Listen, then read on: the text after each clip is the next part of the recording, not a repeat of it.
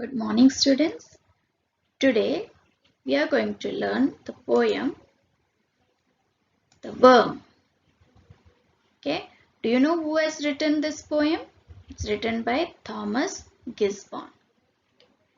Okay, let us start with the poem. First, I'll read the poem to you. Okay, let us start with the poem. The Worm. Turn, turn thy hasty foot aside, nor crush that helpless worm. The frame thy scornful looks deride required a God to form.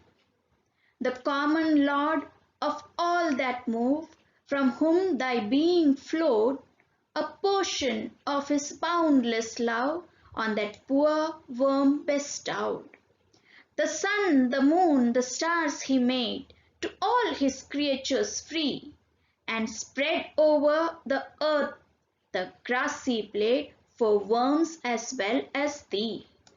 Let them enjoy their little day, their lowly bliss received. Oh, do not lightly take away the life thou canst not give. Okay, this is the poem by Thomas Gisborne.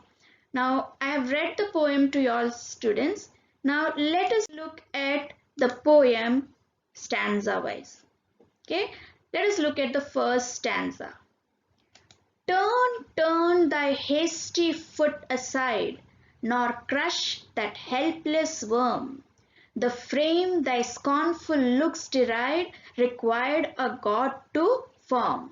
Okay, what is the poet telling here? Turn, turn thy hasty foot aside. That means don't crush a worm under your feet knowingly or unknowingly. That is what the poet tells us. Turn, turn thy hasty foot aside, nor crush that helpless worm. The frame thy scornful looks deride required a God to form. That means your scornful looks, your hateful looks that you give to a worm, it has been created by God himself. That means God had created all living things in this world. Every living creature is a creation of God.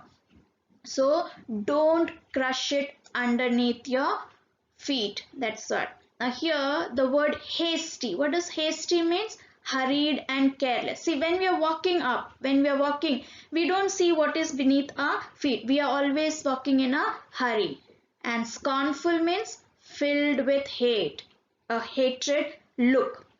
And deride means when we express our hatred towards that worm. Okay, so turn, turn thy hasty foot aside, nor crush that helpless worm. The frame thy scornful looks deride required a God to form. So I hope this is clear to everyone, the stanza, what the poet meant by the stanza. Now let us look at what are the figures of speech that are used here. Okay, now look here students. Turn, turn thy hasty foot aside. Now the word turn has been repeated twice. Whenever in a line a word is repeated for poetic effect, we call that figure of speech as a repetition. The spelling of repetition, you see students, R-E-P-E-T-I-T-I-O-N. You always write the you start this figure of speech with a capital letter. Okay, turn, turn thy hasty foot aside. It is a repetition because the word turn is repeated twice in this line for poetic effect. Now another one we are going to learn, it's new one for you all students. It is called apostrophe. Now apostrophe is a figure of speech in which you address somebody who is not present there. Now here the poet is telling to somebody. We don't know whom he is telling to. So that person is not present over there. So whenever we address and speak to somebody who is not present at that place, we call that figure of speech as apostrophe. I hope that is clear to everyone. So this line which is given here, turn, turn thy hasty foot aside, it is a repetition as well as it is an apostrophe. I hope it is clear to all students. Okay. Now what is the rhyme scheme of this stanza? Aside, verb, derived, form. Now aside, we take it as A. Verb, it's not rhyming with aside, so we take it as B. Derived is rhyming with aside, so we take it as A again.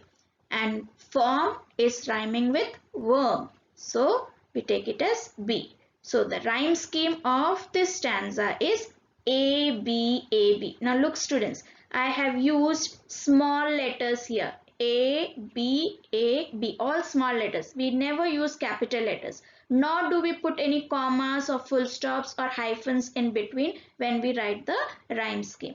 I suppose this stanza is clear to everyone. Okay, now let us look at the next stanza. The common Lord of all that move, from whom thy being flowed, a portion of his boundless love on that poor worm bestowed. Okay, now here, the common Lord of all that move. Who is the common Lord of all that move? He is God. The God, the creator of all. He is the common Lord of all that move. All that move means all the creatures that can move. From whom thy being flowed. Thy being means your life, your own existence, it flowed. A portion of his boundless love. His, here H is capital. His means God's boundless love on that poor worm bestowed. That means it is given as a gift by God. That life is given as a gift by God. So who are we to crush it beneath our feet? Is it clear? The common Lord of all that move, from whom thy being flowed, a portion of his boundless love on that poor worm bestowed. Okay, I hope it is clear to everyone. Now the rhyme scheme again in this stanza is this A, B, A, B. How? Move, we take it as A. Flowed, we take it as B because it is not rhyming with move. Love is rhyming with move. And bestowed is rhyming with flowed. So A, B, A, B. Rhyme scheme of this stanza is A, B, A, B. I hope this is clear. This stanza is also explained well. I suppose it is clear to everyone. Okay, now let us move to the next stanza.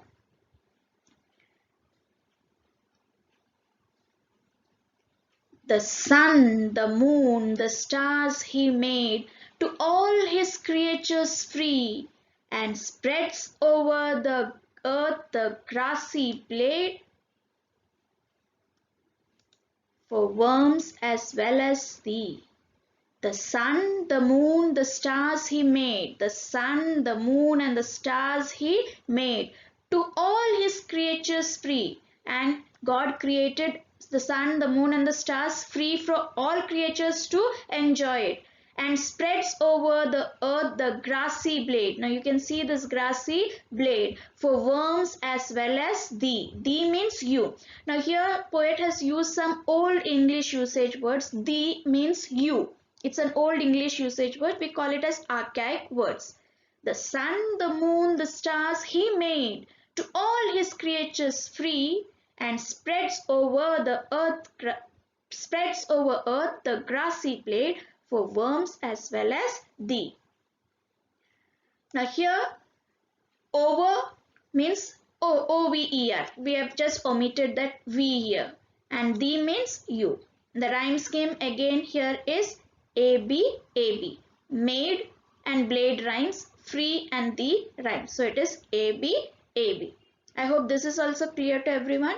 The sun, the moon, the stars he made, to all his creatures free, and spreads over earth the grassy blade for worms as well as thee. Let us look at the next stanza. Now, let them enjoy their little day, their lowly bliss receive. Oh, do not lightly take away the life thou canst not give. Means, these worms are also made by God himself. As it is, they have a very short span of life. These worms are these insects and worms, they have very short span of life, not like human beings. They don't live for years and years together. They have a very short span of life. So why not let them live their life in a beautiful manner? We as human beings should just let them live, let them enjoy their little day, their lowly bliss receive. Lowly means here simple and bliss means joy. That means their simple joy let them receive. Oh, do not lightly take away the life thou canst not give. That means don't take away that life which you yourself cannot give it back to them. Only God can create beings, the creatures, both human beings and the other creatures. So the one who has the right to give life only has the right to take away a life. We human beings don't have the right to take away anybody's life.